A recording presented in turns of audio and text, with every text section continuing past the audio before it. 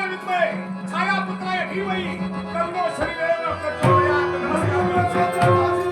हे देव शनी, आज तुमच्या कायालामध्ये जेणेकरून हे भांडण चालू आहे.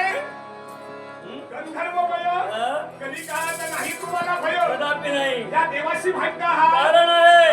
सांगा देवाशी. अयोध्या नरेश राजा करंदम आणि महाराणी विरायांचा पुत्र अविक्षित याचा जन्मकुंडलीत शनिदेवाने